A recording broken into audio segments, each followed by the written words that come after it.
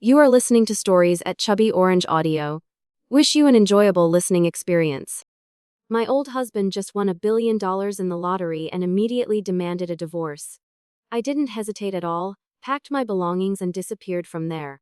Just as the apocalypse arrived, the blizzard howled and screamed. While I was curled up in my self-built villa in the countryside, enjoying a hot pot of goat meat, my ex-husband and his mistress were shivering from the cold, hugging each other tightly, gnawing on moldy steamed buns, comforting themselves by saying, "We have money, with money we can buy everything." I remembered the scene from my previous life when he dealt with me cruelly. "Having money, huh? Can you buy your own life back then?" I said. "I have been reborn." Right at that moment, Michael Thompson was loudly demanding a divorce. I suppressed my surging hatred and decisively agreed. He never expected that I would suddenly accept, without any attempt to hold on. He kept asking with disbelief, "Really agreeing to the divorce? Don't try to play any tricks now." I glanced at my watch. Only 10 more days until the end of the world, there's not much time left. Let's go to the Civil Affairs Bureau right now. On the way there, looking at the man beside me with his smug expression, eyes that couldn't hide the spring in his step because of love, I struggled to restrain my anger, wanting to kill him immediately. When starving and freezing to the extreme, he had brutally killed me with an axe. That terrible pain still seemed to be etched on the top of my head. This life, I will make him pay blood debt with blood. When dividing the assets, I only took all the savings in the house, a total of $200,000 plus a car. Michael Thompson agreed immediately, and even turned around to show off. "See how well I've treated you. I'm leaving empty-handed now." I smiled mockingly but still pretended not to know. "Isn't that house left for you? Giving you a house isn't impossible either." His generosity wasn't fake. He thought I didn't know, but actually I knew everything clearly. He had won $1 billion in the lottery, and wanted to drive me away before claiming the prize to swallow that enormous sum alone. In my previous life, I had no idea about this. Our happy family suddenly fell apart. I refused to divorce easily, still harboring illusions that I could salvage our relationship. It wasn't until he brought his colleague Amanda Hayes home that I realized the good husband I thought I had was already having an affair with another woman. When the apocalypse came, the blizzard continued to rage. The three of us lived together under one roof, with limited supplies. Those two not only forced me to go out and loot supplies in the extremely cold weather, but also forced me to offer my body to the building manager Richard Stone in exchange for food for them.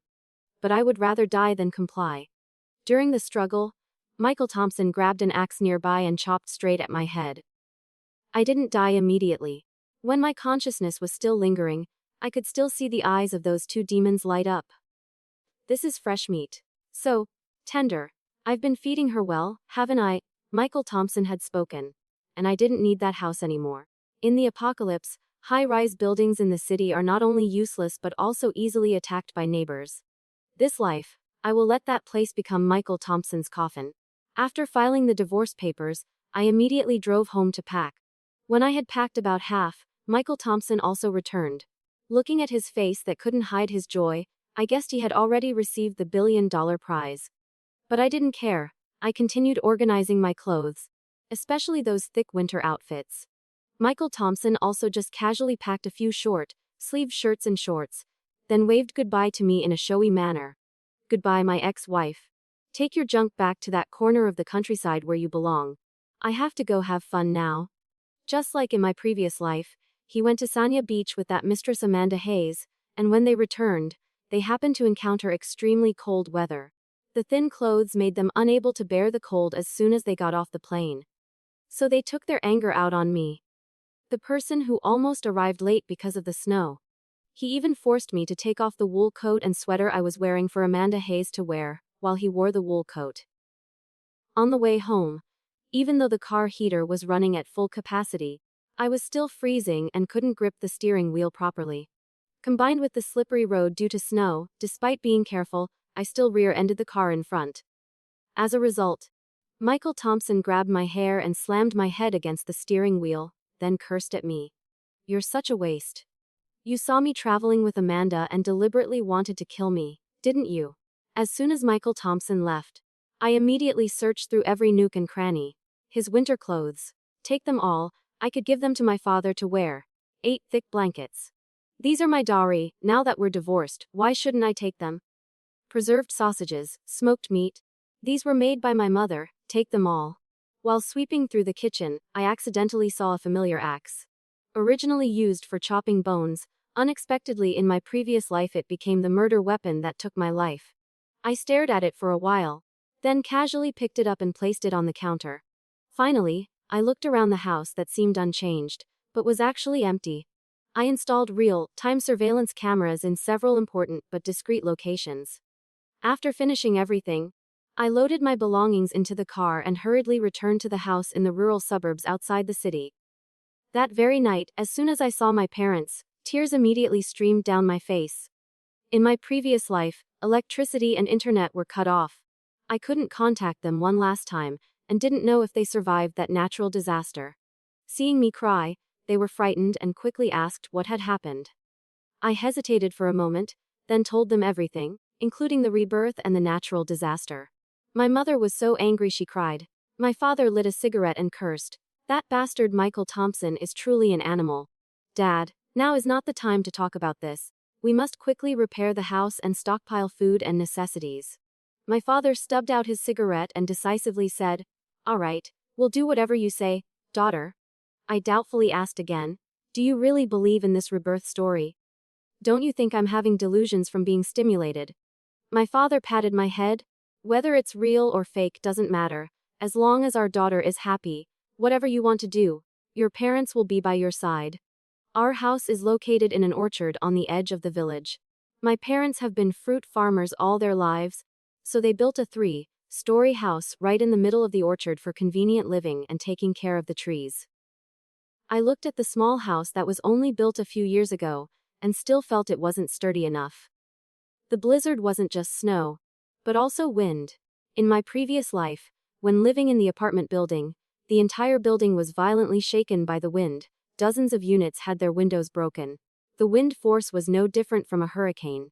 Combined with the pressure from nearly 10 meters of thick snow, this small house definitely had to be renovated. I called a construction team to reinforce the entire house and also add 2 layers of insulation. All windows were also replaced with the strongest triple-layer glass. On the roof, I installed 5 huge solar panels, covering the entire roof, especially choosing polycrystalline panels with high conversion efficiency for cloudy days. Later, if we lost power, we could be self-sufficient, and we also needed a heating source. In rural areas now, everyone uses gas for heating, but when gas is cut off, the heater will go cold, and we would still freeze. I searched through storage and found an old heater that had been replaced long ago.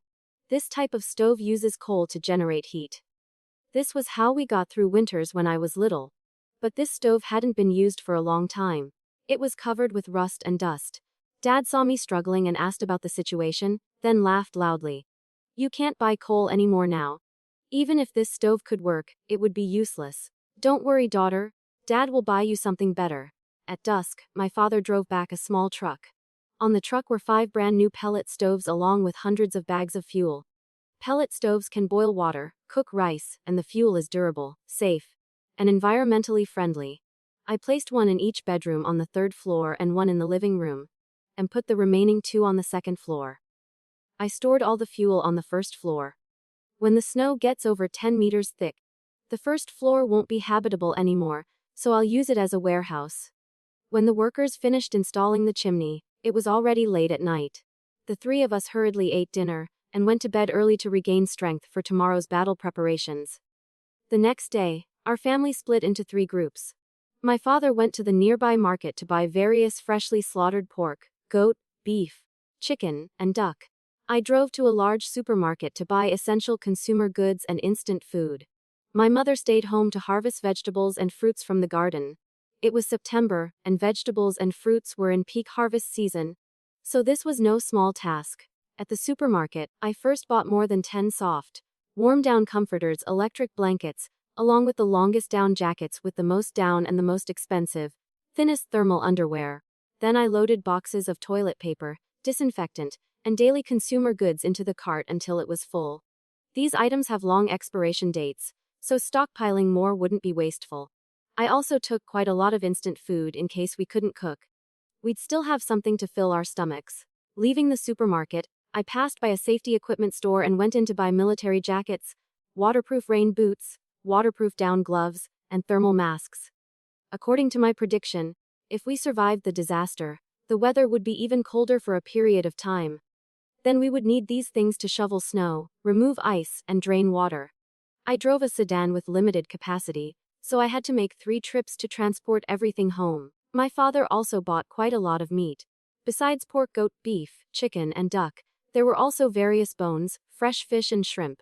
It was peak crab season, so he also bought 5 boxes.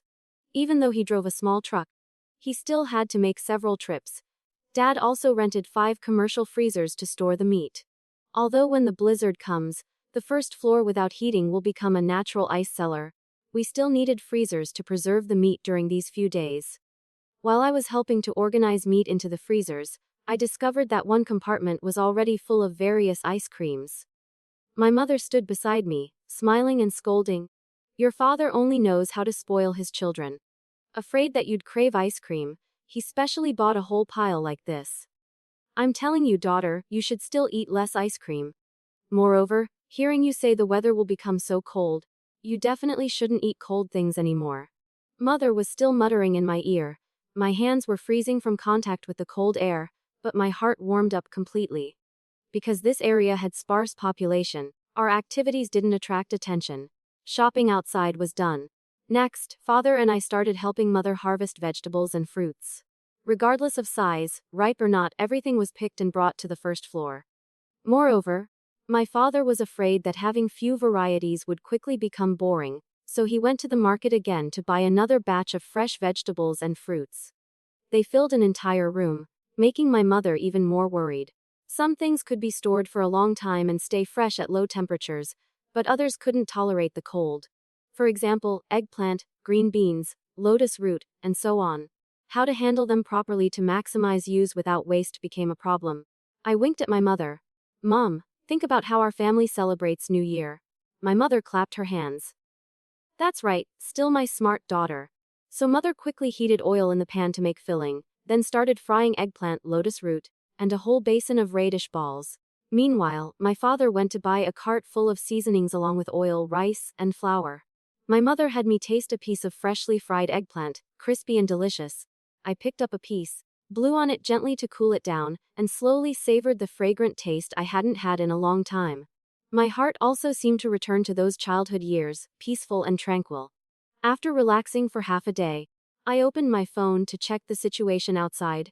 Just browsing social media, I immediately saw the large faces of Michael Thompson and Amanda Hayes intimately close together. The remaining photos easily showed they were enjoying life in Sanya, staying in 5-star hotels costing thousands of yuan per night, eating lavish seafood. During the day wearing bikinis surfing, at night going to bars with live bands. I sincerely like their posts. Keep playing, keep enjoying, savor these last happy moments of your life. After processing this batch of vegetables, I took the remaining beans to dry in the sun. I ground the pumpkins into paste, and made the tomatoes into canned goods. The freshly harvested pears I planned to throw directly into the snow to make frozen pears. Some vegetables that were difficult to process and preserve I put all in the refrigerator's fresh compartment. Fortunately, the old refrigerator from before hadn't been thrown away, and it could still be used when taken out. Both refrigerators were quite large. I took out all the drinks and milk inside, just enough space to store all the vegetables and fruits. After finishing everything, I relaxed and took a shower. Suddenly, I realized a problem that made my whole body break out in goosebumps: no water reserves. The blizzard not only cut off electricity but also water. Water pipes would freeze, and water tanks would crack. We could only catch snow and melt it to drink. Low temperatures made snow melt very slowly. Not to mention that snow was extremely dirty. The melted water was usually mixed with dust and sand. In my previous life, Michael Thompson and Amanda Hayes drank bottled water reserves, while I could only drink snow water. After drinking it, I had severe stomach pain and diarrhea. Snow water really couldn't be consumed. At this point, there were less than 5 days left until the apocalypse, like in my previous life. I hurriedly ran to find my father to discuss a solution. Meanwhile, my mother held a towel and chased after me to dry my wet hair. "What's so urgent? If you don't dry your hair properly, you'll get headaches, child." "Oh, Mom, not having water is what will really give me a headache." After hearing my request, my father smiled mysteriously. The ancients had a saying, the waves behind push the waves ahead, the student surpasses the teacher. Isn't that right? Those are two sayings. So what is it? Ginger gets spicier with age. It turned out my father had already thought of this problem. He had contacted an uncle who worked at a factory. Dad commissioned 3 custom-made stainless steel water tanks that were not only insulated, but also made of 304 grade material. When the tanks were delivered, I saw they took up more than half the yard. This amount of water reserves was enough for the 3 of us to use for at least half a year. If we conserved, 1 year wouldn't be a problem. Dad also bought a large water purifier in case the water got contaminated. We wouldn't have to give up. After solving this major issue, I carefully pondered everything that happened in my previous life, asking myself what else I needed to do. Suddenly my parents remembered something else: the corn still hadn't been harvested.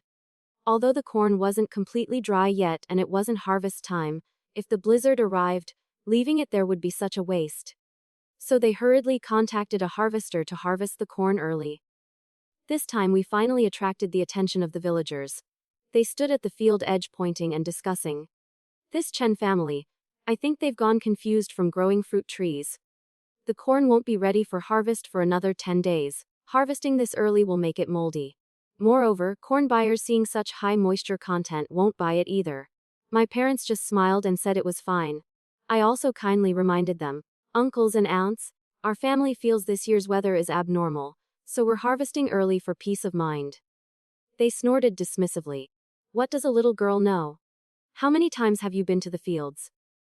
I think the Chen family having only daughters is problematic. Always listening to nonsense. No male hair makes them superstitious. My parents didn't care after hearing this and continued working enthusiastically. However, I felt worried. The disaster was approaching, but the weather showed no signs of change. If I could be reborn, would the natural disaster not repeat? If it didn't happen like in my previous life, then this season's harvest would suffer significant losses. I shared my concerns with my parents, but they seemed unconcerned. If it doesn't happen, that would naturally be best. Trading 1 field of corn for our daughter's peace of mind is worth it. The next day, the weather changed suddenly. Originally, after the first autumn rain, the weather had become cool, but the temperature suddenly soared, sometimes reaching 40 degrees C. Throughout the country, people complained that this year's autumn heat was terrible. My heart felt heavy. Sure enough, this was happening again. In my previous life, there were also 2 days of terrible heat like this. On the afternoon of the 3rd day, strong winds suddenly arose, temperatures dropped sharply, and then the blizzard arrived immediately. I left a comment under a related post, saying the weather was abnormal and advising people to stockpile some supplies in case something bad happened. As a result, I received a barrage of mockery. Are you here to sell stuff? Another person who's watched too many apocalypse movies and gone stupid. Which family stockpiles food in weather this hot? Later, my comment was deleted by the platform for deliberately inciting panic. I tried a few more times and my account was blocked completely. I felt helpless, only hoping that my brief comments might attract some people's attention. If anyone listened, that would be great. I threw my phone aside and started busy work again. Time was pressing. My father was installing partitions between floors to reduce space and increase heating efficiency. My mother was still busy in the kitchen, making steamed buns, bread, and baked goods, plus wrapping piles of dumplings so we could boil them quickly when hungry. Time passed quickly. Suddenly the surveillance app on my phone alerted that someone had arrived at Michael Thompson's apartment. I looked at the screen and saw he and Amanda Hayes had returned a day earlier than in my previous life. Although I didn't know why they changed their schedule, I could see through the camera that nothing seemed unusual. Both wore cool clothes. Complaining about this damn heat. Then went into the bedroom for a session. After that ordered takeout and went to sleep. But what they couldn't imagine was that when they woke up, a completely different world would be waiting for them. On the afternoon of the appointed day, the blizzard arrived as expected. I looked at the white snow outside the window and secretly rejoiced that everything had been thoroughly prepared. The 200,000 yuan in savings I had was completely spent, plus several tens of thousands from my parents. The supplies we bought were enough for us to hold out for a while. Online, some people cursed this damn weather, some asked if there were any injustices somewhere, and some noticed the abnormality and began calling on people to stockpile supplies. Especially in the evening, when the snow showed no signs of stopping and kept falling heavier, more and more people prepared to go out shopping for safety. Those two who were still lounging in bed also saw this news. Amanda Hayes nestled in Michael Thompson's arms, asking sweetly, "Michael, do we need to stockpile some food? It's so cold outside. If you want to go, then go." Michael Thompson said while throwing his phone to Amanda Hayes. "With money, what can't we do? You can just find delivery people online to buy stuff. Isn't that simple?" More than 2 hours later, the items they ordered were finally delivered. Michael Thompson even muttered about giving the delivery person 1 star, saying he paid so much money but the speed was so slow. But he refused to look outside. The snow had already reached knee-deep. I looked at what they bought besides 2 takeout meals. It was all snacks and beer. I shook my head, turned off the surveillance screen. Walking out of the bedroom, I was going to see what to eat for dinner when I found the living room empty. I ran down to the first floor and found my mother. She kept looking outside. "Mom, what's wrong? Your father hasn't come back yet." My heart tightened and I urgently asked, "Where did Dad go?" After lunch today, seeing the wind picking up, Dad said he was going back to Grandpa's house to get some things. My grandfather had been dead for a long time, but the old house left behind still contained countless memories of our entire family. It was normal for my father to want to go back and look one more time before the disaster struck. I looked outside and saw no one, only large snowflakes the size of fists falling chaotically.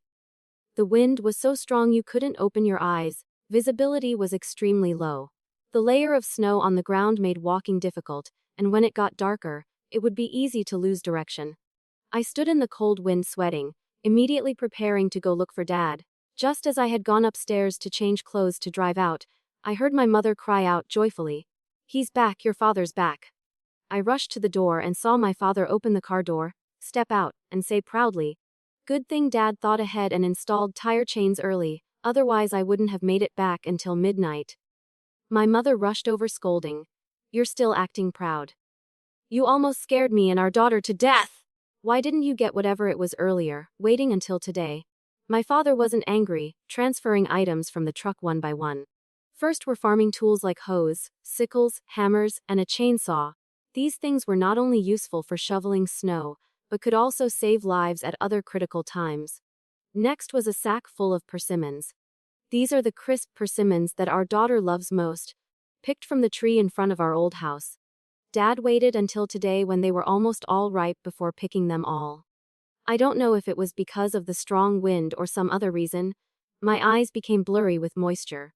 I tried to blink and saw Dad pull out the last item from the passenger seat. It was a dog, a fat healthy mixed breed with shiny fur. My mother was startled and stepped back several paces.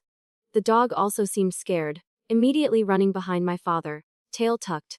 This scene was somewhat amusing. I gently called it over. Seeing this, it actually approached me and licked my palm gently with its tongue. I felt both warm and tickled. Dad found this dog at the door of the old house. It was already there when he arrived. When Dad was leaving, it was still lying at the door. Dad was afraid it would freeze to death, so he brought it back. Hearing Dad's explanation, Mother still seemed displeased. Surviving this disaster will take who knows how long, and now our house has another mouth to feed. But I had different thoughts. It seemed everything was predestined. All arrangements were for the best. I patted the dog's head and decided, "Welcome to our family. From now on you'll be called Tiger." As night fell, the snow kept falling heavier. Although we were prepared, facing the unclear future ahead, our whole family still felt heavy with worry. Fortunately, the hot beef noodle soup my mother made helped me regain my appetite. The noodles were chewy and smooth. The chicken broth was sweet and clear, with fresh green cilantro, sliced beef, shredded chicken, and pickled onions. Eating heartily left me full and warm, then our family returned to the bedrooms. But after just dozing off for a while, the howling wind woke me up. Cold air seeped through every crack in the house, creating sharp whistling sounds. This amplified the fear in people's hearts. I couldn't sleep. As soon as I got up and put on thick house clothes, I saw the living room light was on. My father was holding a stack of thick plastic sheets, preparing to nail them over the windows. This way, they could block wind and retain heat. The plastic material was transparent, so it didn't affect lighting. But I was worried not about this. but about ventilation. I was afraid that lack of fresh air would make us sick. While nailing the plastic sheets, Dad calmly replied, "Oh, Dad forgot to tell you, when I went to the old house, I also conveniently installed a new ventilation system. No matter how tightly we seal the windows, the air will still be extremely fresh." I once again gave Dad a thumbs up, praising his foresight. Seeing there was nothing I could help with, I crawled back under the covers. Unable to sleep, I took out my phone to browse online. Faced with this sudden snowfall, many people were unprepared. They complained about being too cold to sleep. I was just wondering what Michael Thompson was doing when my phone suddenly rang, startling me. Looking closely, the caller was indeed Michael Thompson. As soon as I answered, I was greeted by an angry roar. "Sarah Chen, where are the thick-down comforters?" "Huh! I'm about to freeze to death. I've been looking everywhere but can't find them." "Where did you hide them?" I answered unhurriedly. "Oh, those thick-down comforters. Those are my dowry. We're divorced now. Naturally, I took them with me. Do I need to ask about such things? You damn woman, even calculating over some old comforters. You country bumpkin only deserve to use rags like you. Truly useless. I don't have the habit of standing still and taking abuse, so I decisively hung up and turned on airplane mode. Then I opened the surveillance camera. I saw Michael Thompson calling me back several times without getting through. He kept cursing, finally angrily throwing his phone on the bed. Then he grabbed the remote control and started cursing at the air conditioner. "Is this damn air conditioner broken? It's running but still so cold. Can't heat up at all." He fiddled around for a while, finally hugging Amanda Hayes and curling up in the thin silk comforter. The next morning, the snow temporarily stopped. The government immediately began clearing snow from the roads. Many citizens also voluntarily joined the snow removal teams. People online complained about having to go to work and take children to school in such freezing weather. Everyone thought the snow had stopped, but only I knew this was just a brief intermission, followed by an even more violent attack. A small portion of citizens also noticed the abnormality and began calling on people to stockpile some supplies for preparation. This time, netizens' reactions weren't as intense as when I advised before, and there were also some voices of agreement. Gradually, I breathed a sigh of relief. I opened the surveillance camera to see how Michael Thompson was doing. He was arguing with Amanda Hayes, both wrapped in comforters. "Michael, no one's accepting delivery orders, and no errand runners either. Why don't you go out and buy some food back? Go out in this cold. Want me to freeze to death? I'll give you money, you go buy it." "Michael, with my small body. Wouldn't I be buried in the snow if I go out? Can you bear to?" Michael Thompson's expression clearly showed he could bear it. Before he could say anything, someone in the apartment group, I still hadn't left, tagged everyone. It was the building management preparing to go buy some supplies, asking if anyone wanted to join in. Many people said no, they could go buy things themselves. Only Michael Thompson's eyes lit up, decisively transferring money to management, even adding a large tip, requesting they buy whatever they were buying. He wanted the same. By noon, snow began falling again with force, no less than the previous night. The government urgently ordered schools and workplaces to close. Everyone gradually returned home and waited. Finally, everyone became aware and began stockpiling supplies, rushing into supermarkets to sweep through materials. Although it was more wolves than meat, everyone managed to bring some food home. Michael Thompson and Amanda Hayes still lay at home without moving. At noon, both made instant noodles to fill their stomachs, then waited for management to bring the supplies they'd bought. They kept waiting and waiting, until dinner time, but there was still no movement from management. Michael Thompson couldn't sit still and began messaging and tagging the management person in the group. But still no response. I accidentally clicked on that management person's profile picture and couldn't help but shiver. It turned out he was the same person who, in my previous life, Michael Thompson had forced me to offer my body to in exchange for supplies. Richard Stone. In my previous life, Richard Stone relied on controlling a large amount of the apartment building's supplies to become a tyrant during the disaster. For him to obediently return Michael Thompson's supplies this time would be strange indeed. The snow continued falling for several days. The snow layer was already nearly 2 meters thick, and the temperature had dropped to 50 degrees C. Even with delicious food flavored by mother's love to comfort us, time still passed slowly in the tedious waiting. Seeing this, Dad somehow produced a deck of cards. The three of us started playing cards. Dog Tiger excitedly ran around in circles. The heater was burning strong, making the whole room incredibly warm. The plastic sheets had been nailed very effectively, not letting even a bit of cold air in. Dad had brewed hot tea. Mother brought out harvested sunflower seeds, telling me to freely crack and eat them. On the heater, Mother was also roasting some dried sweet potato pieces, chewy to bite with sweetness spreading throughout the mouth.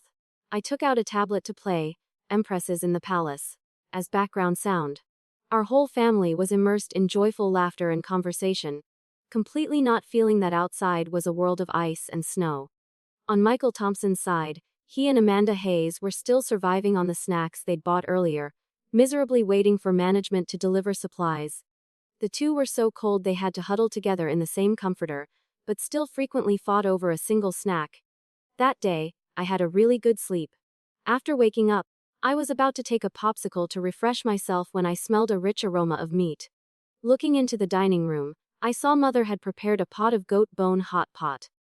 The goat bones were stewed until rich and tender, the meat automatically separated from the bones.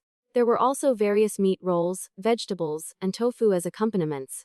I dipped it in sesame and chili sauce and ate deliciously. After eating until my stomach was full, I remembered to ask my parents why we were suddenly having hot pot. My mother pursed her lips, hesitating for a moment before saying, "Every time I remember what you told us about your previous life, I can't sleep from heartache. You must have been in so much pain then." My father also put down his chopsticks and drank a sip of white liquor. "It's because we parents failed to protect you. This life will compensate you double. I heard you muttering that it had been a long time since you'd had hot pot, so Mother prepared it for you right away." I couldn't hold back anymore, rushing into their arms, letting tears fall on my parents' shoulders. Seeing them worry and blame themselves for me, my hatred toward Michael Thompson reached its peak. Right then, I took a photo of the freshly made goat bone hot pot. The steaming hot pot next to the snow white window made the large pieces of meat look even more appetizing. I edited it into a 9-grid photo and posted it to social media, visible only to Michael Thompson. Less than 10 minutes later, Michael Thompson called for video chat. I declined. He called again, and as soon as I answered, I was greeted by a roaring growl. "Sarah Chen, where are you? How can you still eat hot pot?" I calmly replied, "You told me to get lost. Why do you still care where I go or what I do? You went back to your mother's house, didn't you? You went back to that corner of the countryside, right?" I took a photo of the renovated house and sent it to him. "Do you see this as my house?" On the other end, Michael Thompson fell silent. 2 months ago he had just returned to my mother's house with me. The house renovated like this, completely new, really didn't resemble the small earthen house in the countryside. Then I heard his voice soften. "Sarah, I was wrong. My proposal to divorce you was just momentary confusion. Now I regret it. Tell me where you are, can I come find you? Your husband is so hungry, at home both hungry and cold. Without you there, I can't bear it. Can you bear to let me starve to death?" He changed his expression so fast it made me laugh coldly. "Bear it? Why wouldn't I bear it? You have your gentle mistress by your side. Why do you still think of a disheveled woman like me? Take care of yourself," Michael Thompson said. Then I hung up the phone.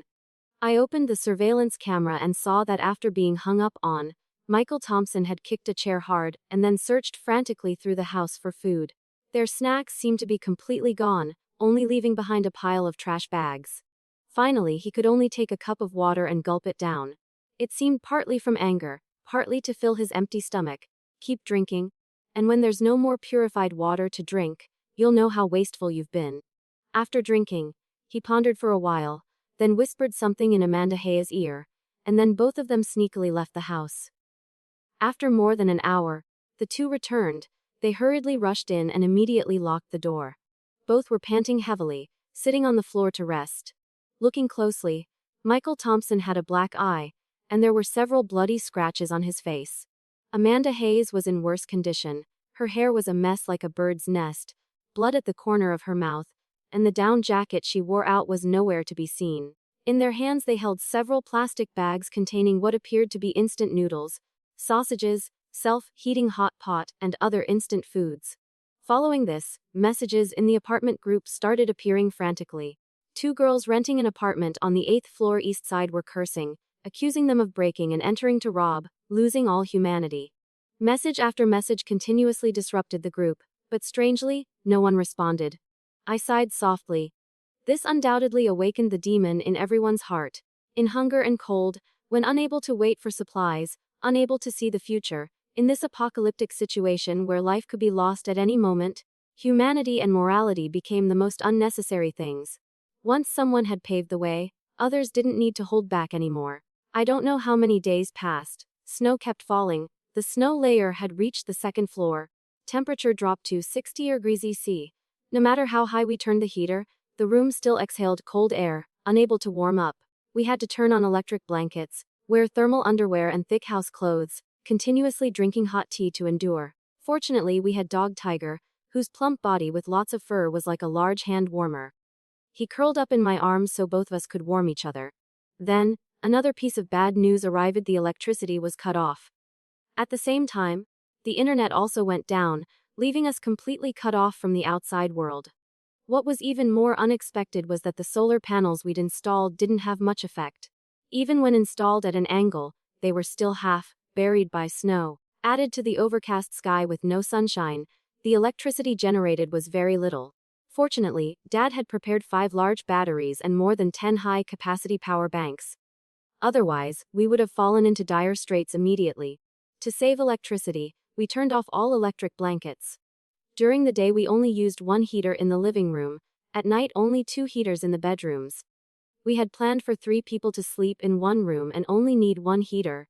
But sleeping on the ground was too cold, unbearable, so we had to give up. The cold days made our family's spirits not very good. The cards were also put away, no one wanted to play anymore. My father bundled up tightly, went down to the first floor storage and searched around, then brought up 2 dusty items: a radio and a pair of binoculars.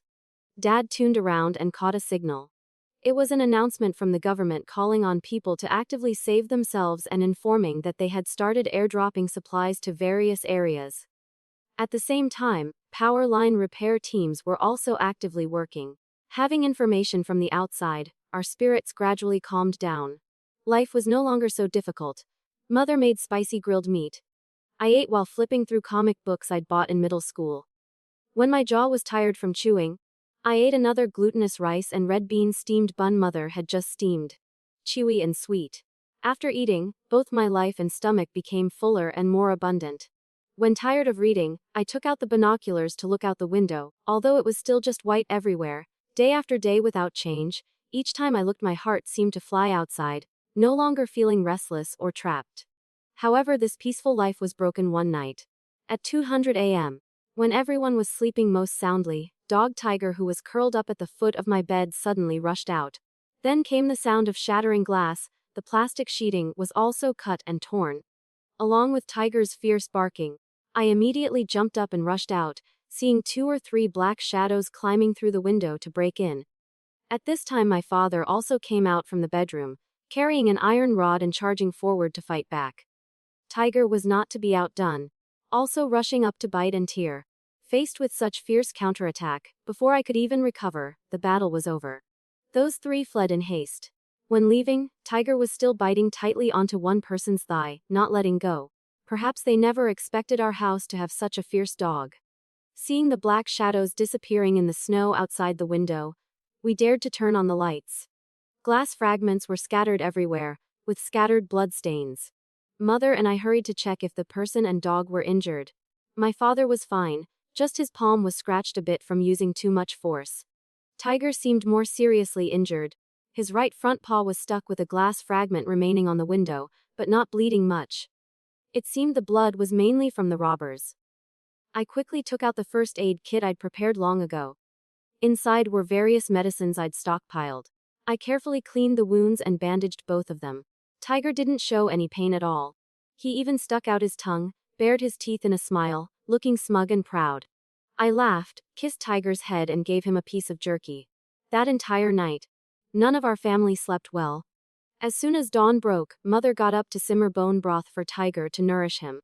Dad and I used binoculars to carefully observe the robbers' path. Finally we determined they were residents living in a nearby orchard. Seeing our chimney always smoking, they became greedy. They used a sled to reach our house. The snow was already at the 2nd floor level, Just climbing up lightly could easily break the third-floor windows. My father frowned and thought for a while.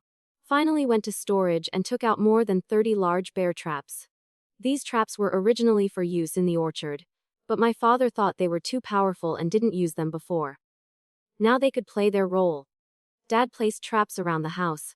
As long as the snow didn't exceed human height, they would always step on the traps. Even if the snow got thicker, it was no problem, we would take them out and reset them. The broken window let wind rush in constantly, but since we had no spare glass, Dad nailed a wooden board over it instead. The room was a bit darker but didn't affect much. Just as our family finished cleaning up, finally there was some good news. The electricity came back. We immediately charged all batteries and power banks to full. I turned on my dead phone and found that the network had also been restored. At the same time, I surprisingly discovered that during the power outage, the surveillance camera had continued recording and automatically saving. When the network returned, it began transmitting data to my phone. I skimmed through the video clips and indeed discovered an interesting scene. A few days ago, probably because they ran out of food again, Michael Thompson and Amanda Hayes had a big fight and got physical. Amanda Hayes couldn't resist Michael Thompson and was finally dragged out of the house by her hair. About an hour later, Amanda Hayes returned with disabled hair, messy clothes, holding a bag of steamed buns and a pack of cigarettes. Michael Thompson immediately grabbed and devoured 3, then happily lit a cigarette and started puffing. Amanda Hayes silently cowered to one side, slowly eating 2 steamed buns. After that, they didn't speak to each other anymore. I stared at Amanda Hayes in shock, like a discarded toy, until my eyes hurt and watered. If I didn't guess wrong, this time Amanda Hayes had also been pushed by Michael Thompson to the building manager Richard Stone, using her body to exchange for life, saving supplies. If I had gone there in my previous life, would I have ended up like this too? But fortunately I didn't go, fortunately I died. That's why I had the chance to live again and protect myself and my family. I fast-forwarded to an evening time slot when Michael Thompson opened a plastic bag to eat 2 steamed buns. Amanda Hayes approached asking for some, but he only threw her half of one. When Amanda Hayes finished eating and reached out for more, she was slapped hard by Michael Thompson. "You rotten bitch, there's only this much food and you're still not satisfied." Amanda Hayes also broke down screaming. "Michael Thompson, think carefully, this is what I earned. How much I eat is naturally reasonable." "Reasonable my ass. You belong to me, what you earn also belongs to me. Michael Thompson, you bastard who's lost all humanity, you won't die a good death." After cursing, she ran outside. I fast-forwarded to the present time. The surveillance screen showed Amanda Hayes still hadn't returned. She probably went to find Richard Stone. In my previous life, Richard Stone was tyrannical, using supplies to control several lackeys. Now using supplies to support a woman was also normal. Because of the power outage a few days ago, the air conditioner at Michael Thompson's place had also become useless. He curled up on the bed, covering himself with layer after layer of clothes, even using summer short sleeves as blankets, looking like a grave mound built by human hands. He didn't move for such a long time that I thought he had died. But then he slowly reached out a hand to fumble for the air conditioner remote and charge his phone. I couldn't help but curse silently. Why wasn't he dead yet? But looking at his condition, I could see he couldn't live much longer. I just needed to add one more spark. He struggled to sit up, face pale as death, eye sockets sunken deep, skinny as a skeleton. Each of his movements was very slow, so slow I had to watch for a long time to understand what he was doing. He even took silk threads from the comforter and stuffed them in his mouth to eat. I proactively called him for video chat. Seeing it was me, he was extremely excited, trembling as he answered. With my rosy complexion, I showed concern and asked warmly, "Michael, how are things on your side? Do you have food? Is your mistress taking good care of you?" This time Michael Thompson couldn't help but ask, "Sarah, have you known about my affair for a long time?" I raised an eyebrow. "Did you forget about the photo you posted on social media?" After hearing this, Michael Thompson was silent for a moment, then hoarsely changed the subject. "Sarah, I miss you so much. Where are you now? Want to know? Then I'll show you." I switched to rear camera, holding the phone as I walked into the kitchen. Today happens to be Mid-Autumn Festival. My mother is preparing a reunion dinner. Although following the principle of conservation, each dish isn't much, my mother still made a full table of various dishes. There was crab full of roe, braised pork belly, Fragrant goat soup without gammonness, crispy fried shrimp, sweet and sour fish, refreshing chicken salad with mustard, and so on. Since we didn't have many fresh vegetables left, it was basically all meat dishes. Seeing this scene, Michael Thompson immediately went crazy. "Sarah, you're at your mother's house, aren't you? Come save me, please. I'm about to starve to death. Save me, please save me.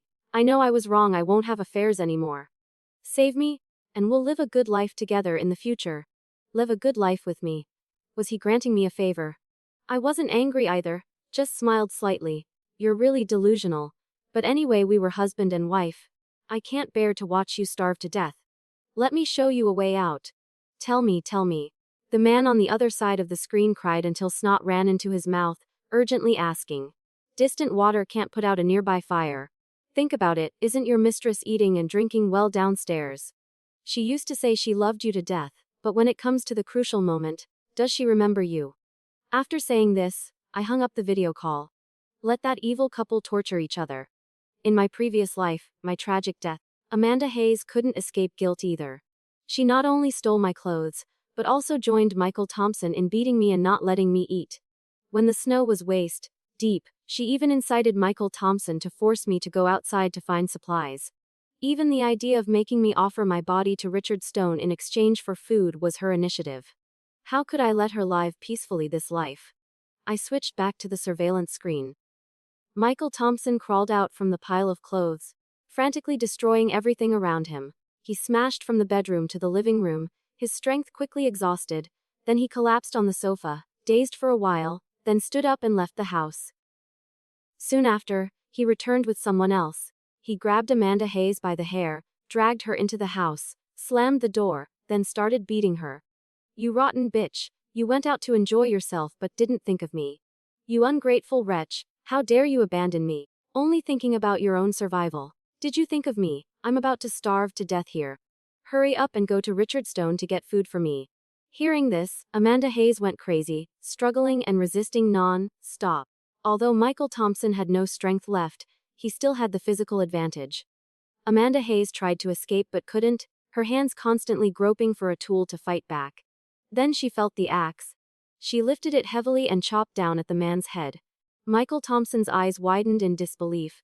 Then he collapsed.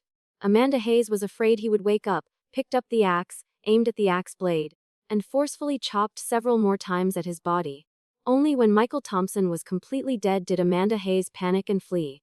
I stared at the motionless corpse on the screen for a long time, then suddenly tears fell. Not crying for him, but for myself in my previous life. I had been blinded by love, betrayed by marriage, brutally killed by my own spouse. Finally, I had gotten revenge for myself. Composing my emotions, I walked out of the bedroom. Just in time as dinner was served. I told my parents this good news. My father said nothing, just smiled and stood up to get the jar of daughter's wine that had been stored since I was born, breaking the seal. Everyone poured a full cup. Our whole family raised the cups of fragrant wine and drank heartily, celebrating that I had truly lived again, celebrating that our family had truly reunited. Michael Thompson was dead. I would never open the surveillance camera again. As if he had completely disappeared from my life. From then on, I began focusing on the development of the disaster. It had been a full month since the catastrophe began. This blizzard showed no signs of weakening. The number of people dying from hunger and cold everywhere was countless. However, the government continued to airdrop supplies and food, actively repairing power lines. Although not knowing whether this disaster would end or where it would end, the government still didn't give up hope, didn't give up on the people. During the frequent power and internet outages, we relied on radio programs to maintain our will to live through each day. Just like that, another month passed. The temperature had dropped to 70 degrees C, and snow had reached the third-floor windows. Then, on an ordinary night, the wind and snow quietly stopped falling. At first, people were still worried this was just another break, but then the sun began to appear, dispersing layers of dark clouds, pushing back the disaster like a nightmare. The government actively provided disaster relief, and citizens proactively saved themselves. Dad and I equipped ourselves fully, bundled up tightly, and began the journey of shoveling snow and registering as volunteers to participate in support work. When society gradually recovered and everyone's lives returned to normal, it was already close to Chinese New Year. I returned to the house that had once been mine. When entering the apartment building, I heard someone saying, "Oh my God, that little manager Richard Stone was actually eating human flesh." When the police carried those skeletons out of his room, I was scared to death. I entered the house. Michael Thompson's body had disappeared, only dried bloodstains remained on the floor. I carefully stepped over, found his identification documents, then went to get a death certificate. Conveniently, I also submitted surveillance footage to the police, specifically the clip of Amanda Hayes killing him. No matter what, killing someone must pay with life. Retribution may come late, but it will never be absent. Finally, I went to the Civil Affairs Bureau with the death certificate to cancel the divorce application. I had legitimately inherited the remaining 700,000 yuan prize money after Michael Thompson had squandered the rest. After settling everything, I returned to my parents. My father saw my car from afar, lit a long string of firecrackers amid falling red paper scraps. My parents smiled and said, "Thank you for taking the time to listen to today's story. I truly appreciate your comments, feedback, and thoughts. Don't forget to like, comment, and subscribe to support the channel. See you again in the next story."